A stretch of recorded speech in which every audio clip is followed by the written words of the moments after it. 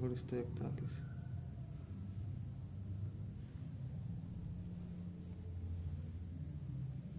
Start कर दिया। पकड़ेगा नहीं नहीं, अब चलेगा।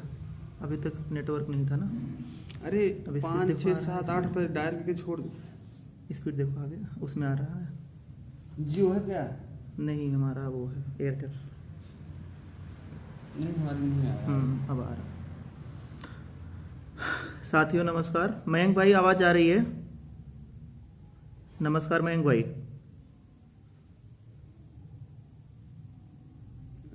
किस ग्रुप में है?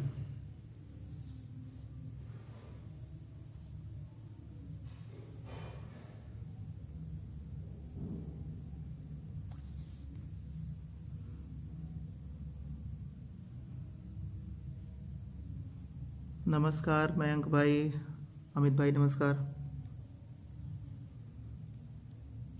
आवाज़ जा रही है?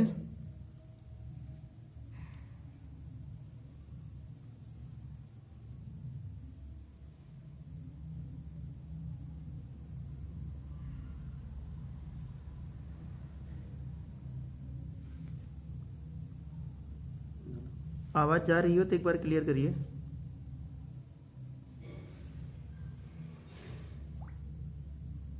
रंजीत लिखा था। नमस्कार मयंक भाई। इस कॉन्फ्रेंस के द्वारा और जियो के द्वारा सारी चीज़ें देखने को मिलेगा।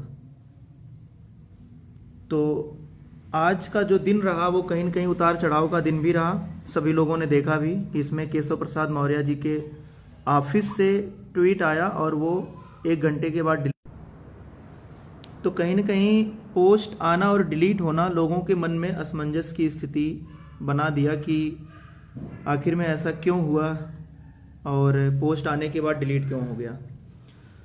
तो दोस्तों इस बात को बिल्कुल दिमाग में बैठा लीजिए कि ट्वीट का आना कहीं न कहीं ये था कि वो उनके ऑफिस के द्वारा ट्वीट किया गया था और उसमें केशव प्रसाद मौर्य जी को कोई जानकारी नहीं थी।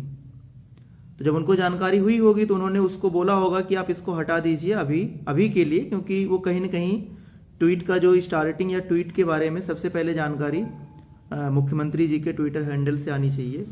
क्योंकि अगर ये आएंगे तो पूरी तरीके से एक तरीके से कह सकते हैं कि अलगाव की बात आ जाती है कि ये सिर्फ ओबीसी को लेके चल रहे हैं और योगी जी अलग लोगों को लेके चल रहे हैं। मतलब इसमें कहीं न कहीं योगी के प्रति जो लोगों की छवि है कि ये ओबीसी विरोधी हैं, इसलिए केशव प्रसाद मौर्य आज की डेट में न्याय दिलाने के लिए आए हैं। इसी वजह से ट्वीट डिलीट हो गया। तो उसके लिए आप लोगों को परेशान होने की ज़रूरत नहीं है और ये बिल्कुल दिमाग में बैठा लीजिए कि आप लोगों से पहले भी बता दिया गया था कि आचार संहिता के पहले, आचार संहिता लगने के पहले आप लोग अपने अपने विद्यालय में रहेंगे।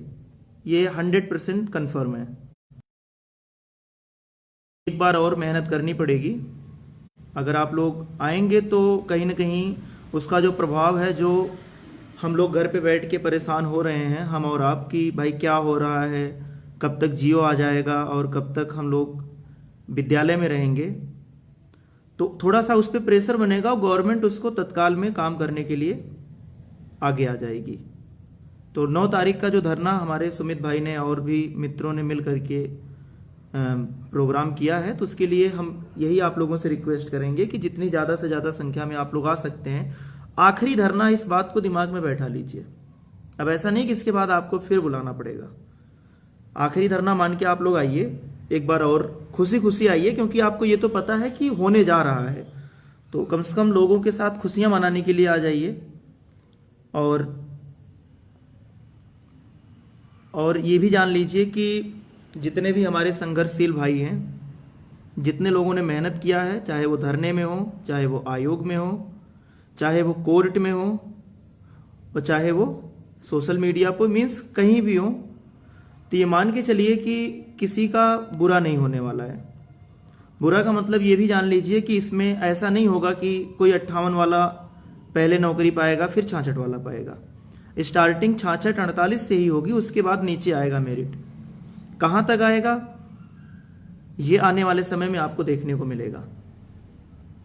और अभी हमारे आज कुछ भाई जो है अधिकारियों से मिलने गए थे, तो वहाँ से भी जानकारी मिली है कि हाँ आप लोगों का काम अब होने वाला है। अभी तक तो यही चल रहा था कि अभी तक यही चल रहा था कि अधिकारी लोग कुछ बात बताने के लिए राजी नहीं होते थे, लेकिन अब कहीं ना कहीं वहां से भी ये चीज़ निकल के आ रहा है कि आप लोगों का काम होने वाला और जल्द हो जाएगा। और हम भी कल या परसों में हम भी पहुंचेंगे और अपनी बात रखेंगे। तो किसी को परेशान होने की ज़रूरत नहीं है और किसी से डरने की ज़रूरत नहीं है। जो होगा नियम से होगा, कोई बिना नियम के कोई काम नहीं होने वाला है कि आप जो है अगर कोई भी अननोन पर्सन 58 कट ऑफ लेकर के 57 कट ऑफ लेकर के प्रत्यावेदन दे देगा तो उसको नौकरी अगर आपको लगता है कि मिल जाएगी तो ये इम्पॉसिबल है। पहले से आप लोगों से हम बताते चले आ रहे हैं कि आप लोग बिल्कुल चिंता ना करिए, काम वही होगा जो नियम के हिसाब से सही। हाँ, ये करना हमारे लिए उचित होगा और इससे जो है हमें कोई भी समस्या नहीं आएगी फ्यूचर में, वही काम होगा। तो किसी ज़रूरत नहीं है कि प्रत्यावेदन के लिए प्रत्यावेदन के लिए परेशान हो या फिर किसी और चीज़ के लिए। हमारे धरने में बैठे हुए संघर्षशील भाइयों का आप सहयोग कर सकते हैं, लेकिन अगर आप ये सोचिए, ये हमारे पास फ़ोन करके पूछिए कि भैया प्रत्यावेदन के लिए हम इतनी दूर से कैसे आएंगे या फिर इन सब चीज़ों के लिए, तो हम आपसे ये बोलेंगे कि आपको बहुत ज़्यादा परेशान होने की ज़रूरत नहीं है। जो होगा नियम के हिसाब से होगा और उचित होगा और होने वाला है, ये भी आपको हम बता रहे हैं। किसी को ये सोचने की ज़रूरत और किसी को परेशान होने की ज़रूरत नहीं है कि क्या होगा या होगा कि नहीं होगा, कि सरकार पता नहीं ऐसे झेला देगी हमको, इलेक्शन आ जाएगा सरकार नहीं करेगी। तो इस बात को बिल्कुल दिमाग से निकाल दीजिए, क्योंकि आप आचार संहिता के पहले अपने विद्यालय में होंगे, ये बात बिल्कुल दिमाग में बैठा लीजिए। जो लोग होंगे उनको भी बधाई, अग्रिम बधाई, और जो नहीं होंगे, भाई देखो अभी अगर देखा जाए तो ओबीसी के लगभग 50,000 अभ्यर्थी बचे हुए हैं, 32-33 हज़ार सेलेक्ट हुए हैं, दूसरी काउंसलिंग तीसरी काउंसलिंग को मिला करके 84,000 पास हुए थे, तो अभी भी 50,000 बचे हुए हैं। तो अगर कोई ये दावा करे कि 68 कट ऑफ वाला या 57 कट ऑफ वाला या 60 कट ऑफ वाला प्रत्यावेदन दे दे और नौकरी मिल जाए, तो ये एक सपना है और इस सपने में जीना उनका अधिकार है, वो जी सकते हैं। बाकी सच्चाई तो यही है कि जो मेरिट है वो डिक्रीजिंग ऑर्डर में आएगी, इसमें कोई कन्फ्यूजन किसी को नहीं होना चाहिए। हमारे आयोग के बड़े भाई मनोज भाई और प्रदीप भाई, साथ में हमारे साथ संघर्ष करने वाले रंजीत भाई और भी तमाम मित्र जो हमेशा से लगे हुए हैं और लगे थे और लगे हुए हैं और तब तक लगे रहेंगे जब तक कि हम और आप विद्यालय में नहीं पहुंच जाएंगे।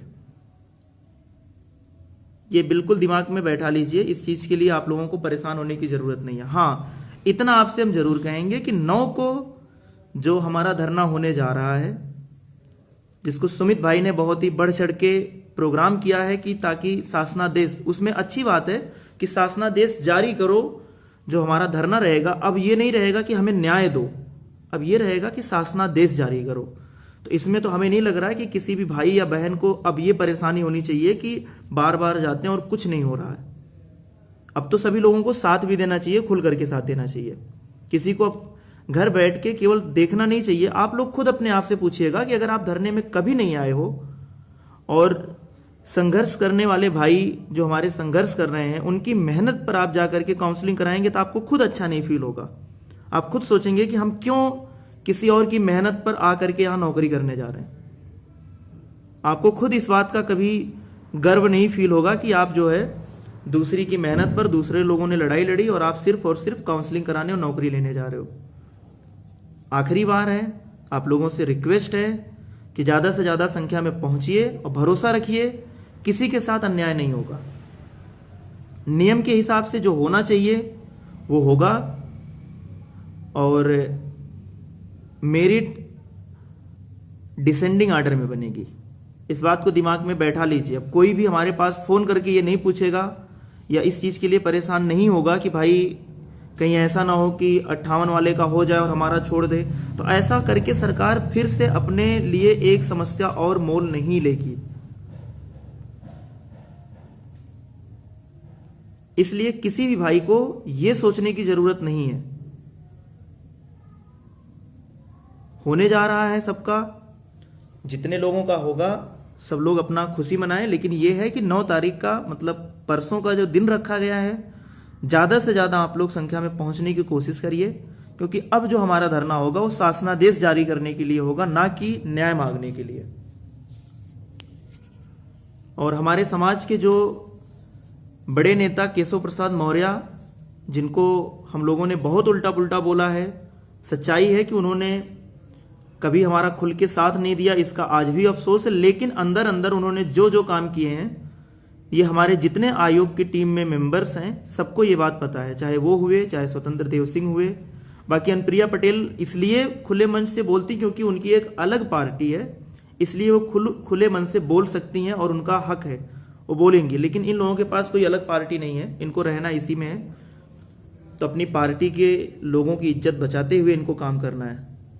बाकी अंदर अंदर इन्होंने जो काम किया है वो हमारे सारे आयोग की टीम को लोगों को पता है, चाहे मनोज भाई हो गए, चाहे प्रदीप भाई हो गए, या सुनीता मैम हो गई, जितने भी आयोग की टीम के मेंबर है सबको ये बात पता है कि केशव प्रसाद मौर्य का क्या रोल है इस भर्ती में, और इस जो हमें आज के डेट में न्याय की उम्मीद दिख रही है इसमें उनका क्या रोल है, ये सबको पता है। फिलहाल अब सभी लोग इतना जरूर करिएगा कि जो भी पोस्ट लिखी जाएगी किसी चाहे मंत्री या नेता, तो बस उनसे हमारे जो शब्दों में न्याय मांगने की अपील होगी कि जल्द से जल्द न्याय दीजिए। अब हमें उल्टा पुल्टा किसी को लिखने की जरूरत नहीं है। कल हम और आप अपने अपने विद्यालय में होंगे आने वाले समय में, और ना आप हमको याद रखेंगे ना हम आपको याद रखेंगे। सब लोग अपने अपने ज़िंदगी में व्यस्त हो जाएंगे। लेकिन जब तक हमारा संघर्ष चल रहा है, जब तक हम लोग साथ रहेंगे, तब तक हमारे पास पावर रहेगी, और इस पावर के साथ हम लोग लड़ाई बहुत जल्द ही जीत सकते हैं। इसके लिए आप लोग ज़्यादा से ज़्यादा संख्या में आइए, और कोई भी भाई परेशान ना हो। आपसे हम बार बार ये बोलेंगे कि किसी भी भाई को परेशान होने की ज़रूरत नहीं है। जो होगा नियम के साथ होगा। किसी के सपने दिखाने से आप लोग, किसी के सपने दिखाने से या किसी के कुछ बोलने से आप लोग परेशान ना रहिए। हमारी आयोग की टीम शुरू से लगी हुई है, आगे भी लगी रहेगी, और तब तक लगी रहेगी जब तक न्याय नहीं मिल जाएगा। आप लोग तो सबको जान रहे हैं ना, इसमें जो लोग लड़ाई लड़ रहे हैं, हमें पता है हमारे जो संघर्षशील भाई आज लगातार इतने दिनों से संघर्ष कर रहे हैं, उनका बहुत बड़ा रोल है। इसको हम इग्नोर नहीं करेंगे। वो जो काम कर दिए शायद हम और आप नहीं कर पाते, इतना बड़ा काम तो कोई नहीं कर पाता, तो उनका बहुत बड़ा रोल है। लेकिन आप आयोग के जितने भी मेंबर्स हैं, या जितने भी हमारे मनोज भाई या प्रदीप भाई या जितने भी लोग हैं, उनके भी मेहनत को आप इग्नोर नहीं कर सकते हैं, क्योंकि जिस तरीके से हम लोगों ने मेहनत करके अपने काम को निकलवाया और आज यहाँ तक मुद्दे को पहुँचाया, ये आप लोग बहुत अच्छी तरीके से समझते हैं। संदीप कुमार जी बोल रहे हैं कि भैया जो लोग कभी भी याची नहीं बने हैं, क्या उनको याची बन जाना चाहिए? मित्र, अगर अभी तक आप नहीं बने हैं तो अब मत बनिए, इंतजार कर लीजिए आचार संहिता तक लगने से पहले तक। आचार संहिता तक अगर आप विद्यालय में नहीं होंगे तो उसके बाद जाके याची बन जाइएगा।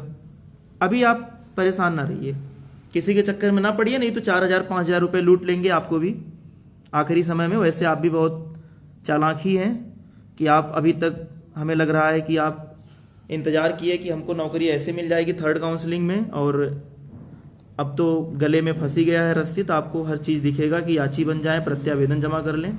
खैर चलिए, लेकिन अभी हम आपसे यही बोलेंगे कि अभी आपको इन सब चीज़ों के लिए परेशान होने की ज़रूरत नहीं है। अगर आचार संहिता के पहले नहीं होता है तो आप आचार संहिता के बाद याची बन जाइएगा, और जो आपकी इच्छा होगी वो करिएगा, लेकिन अभी इंतज़ार कर लीजिए। बाकी हमारे जितने भी मित्र हैं सबको हम हो रहा है वो होकर के रहेगा। इसमें ऐसा हो सकता है कि कुछ लोग विघ्न डालें, लेकिन इस बात को बिल्कुल दिमाग में बैठाइए कि कोई विघ्न नहीं डाल पाएगा, क्योंकि हम लोग जिस तरीके से लगे हुए हैं इसमें कोई चाह कर भी कुछ नहीं कर पाएगा। अब अगर कोई ये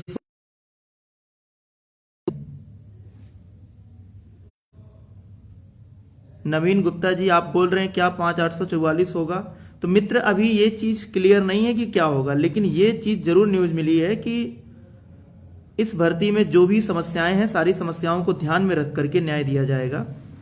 ताकि आने वाले समय में कोई समस्या ना बचे। इसलिए किसी भाई को परेशान होने की ज़रूरत नहीं है। और जितने भी हमारे संघर्षशील भाई हैं, कहीं ना कहीं सबका बहुत बड़ा योगदान रहा है, और ऐसे लोगों का भी बहुत बड़ा योगदान रहा है जो घर और उल्टा पुल्टा बोलते रहते हैं। आज उनको बैठ के गाली देने से, उल्टा पुल्टा बोलने से न्याय नहीं मिलता है, संघर्ष करना पड़ता है। और संघर्ष जिस तरीके से लोगों ने किया है उसका परिणाम आज आपको दिख रहा है। सबसे बड़ा संघर्षशील भाई जो लगातार इतने दिनों से लगे हुए हैं, उनका सबसे बड़ा संघर्ष है, उसको इग्नोर नहीं किया जा सकता। और हम लोगों का जो प्रयास है शुरू से, वो आज भी जारी है। बस कुछ परिस्थितियों की वजह से लगातार वहाँ पे नहीं बने रह सकते। बहुत कुछ जिम्मेदारियां उसको भी देख, जहाँ ज़रूरत पड़ी वहाँ पहुँचे हैं, और आने वाले समय में पहुँचते रहेंगे। तब तक पहुँचेंगे जब तक कि हम लोग विद्यालय में नहीं पहुँच जाएंगे, तब तक लगातार पहुँचते रहेंगे न्याय मिलने तक। और न्याय मिलने के बाद नौकरी मिलने तक हम लोगों का संघर्ष जारी रहेगा। बस यही आप लोगों से रिक्वेस्ट है कि आप लोग ज़्यादा से ज़्यादा संख्या में 9 तारीख को आइए। अब की बार 9 तारीख को हम लोग सिर्फ इसलिए आएंगे कि शासनादेश जल्द से जल्द जारी हो। न्याय तो ये मान के चलिए कि मिल चुका है, और जल्द ही केशव प्रसाद मौर्य, स्वतंत्र देव सिंह, अनुप्रिया पटेल और भी करके सारी जानकारी आप लोगों के समक्ष रखेंगे। और ये काम 2-3 दिन के अंदर हो जाएगा। 2-3 दिन के अंदर ये काम हो जाएगा, और मुश्किल से 10 से 15 दिन के अंदर आपका जो है अधिकारियों की तरफ से जीओ भी जारी हो जाएगा। 10 दिन, मुश्किल से 10 दिन के अंदर हो जाएगा।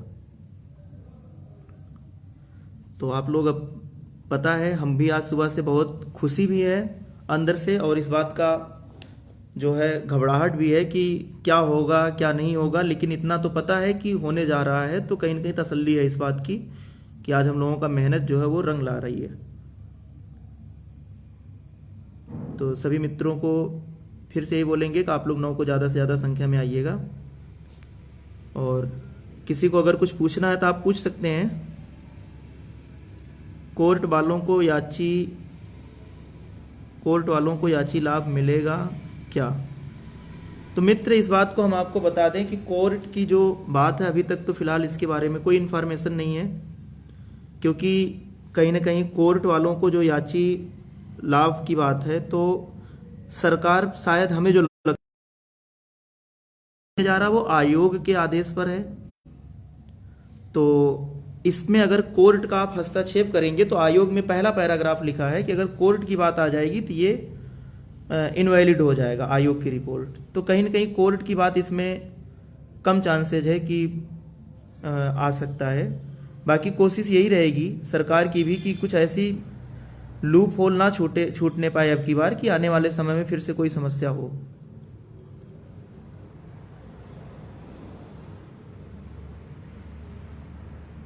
बाकी आप लोग मस्त रहिए, खुश रहिए, कोई दिक्कत नहीं है। अब ज़्यादा से ज़्यादा आप लोग 9 तारीख के धरने को सपोर्ट करिए सभी सोशल मीडिया पे।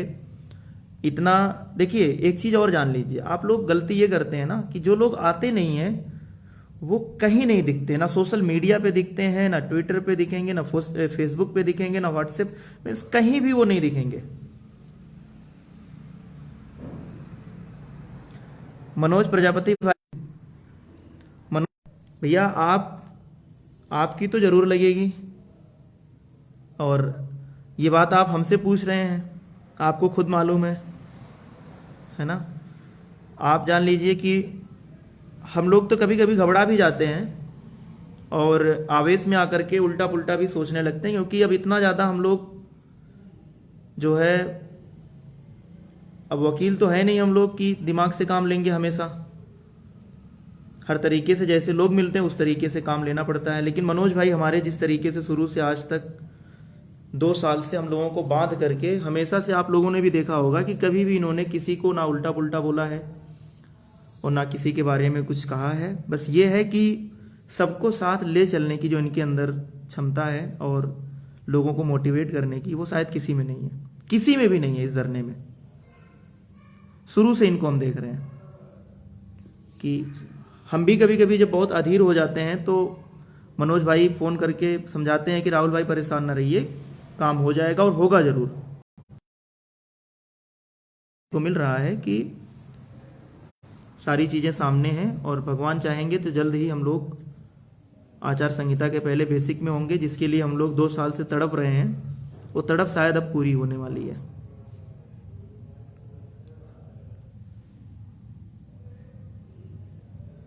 गुणांक अभी कुछ नहीं बताया जा सकता कि कितना गुणांक नीचे जाएगा।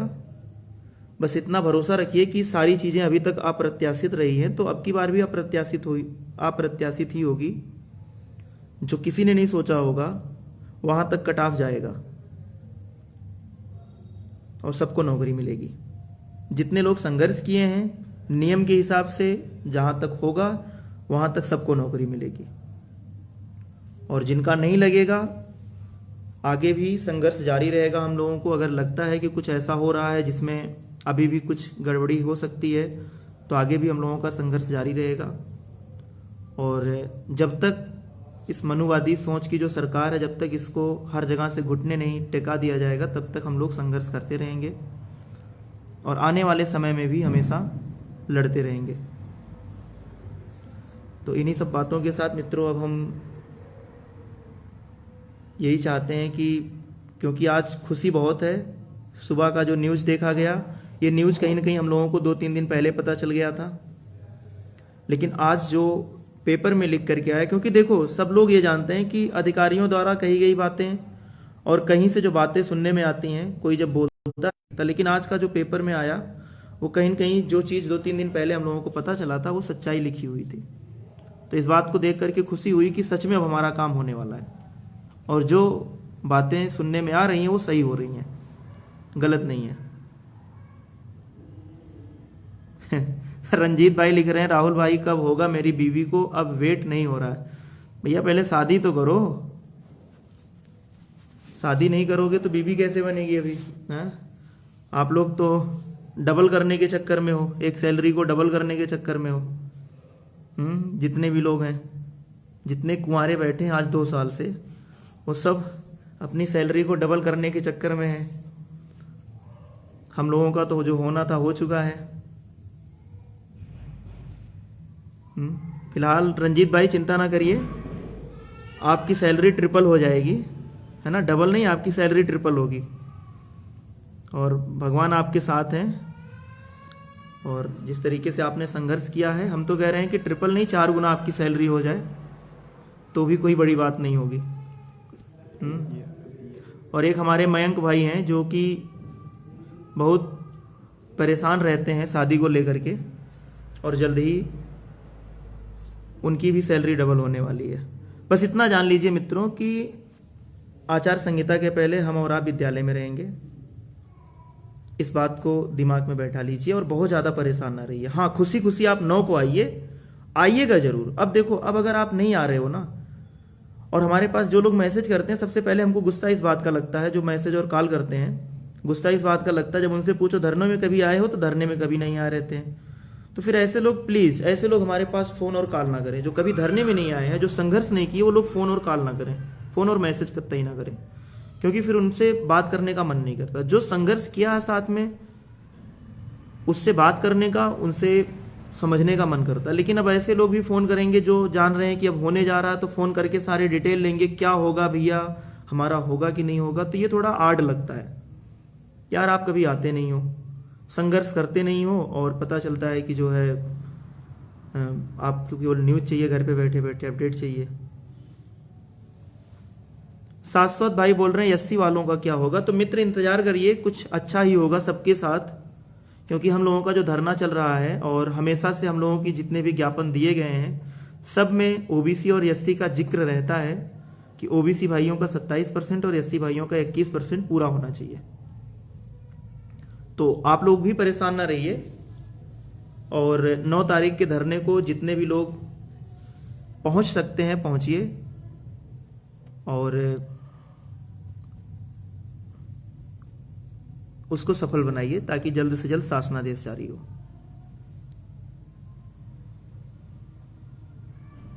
ठीक है, फिर अब किसी के पास कोई क्वेश्चन नहीं है। अब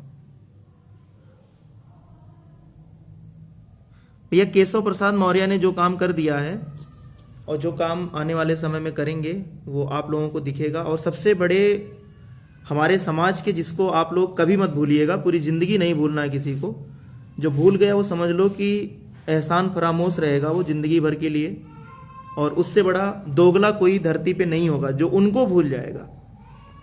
हमारे सबसे बड़े भाई लोकेश प्रजापति, अगर उनको जो भूला, उनका एहसान अगर जो नहीं मानेगा, वो अगर जो लोकेश प्रजापति का नहीं हुआ या नहीं होगा, वो अपने बाप का भी नहीं होगा, वो अपने बाप का भी कभी नहीं होगा, ये जान लीजिए।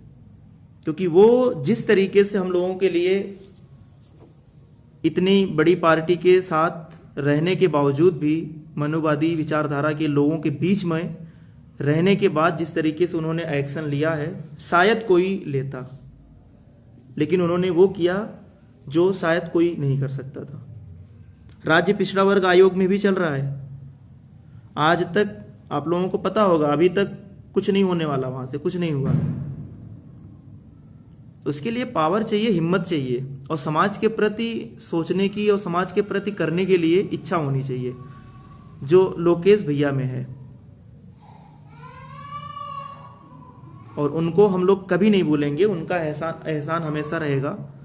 और जब भी वो हमारे क्षेत्र में आजमगढ़ में आएंगे, उनका भव्य स्वागत किया जाएगा, पूरी तरीके से मित्रों के साथ उनका स्वागत होगा, और उनका एहसान ये ज़िंदगी भर नहीं भूलेंगे हम लोग।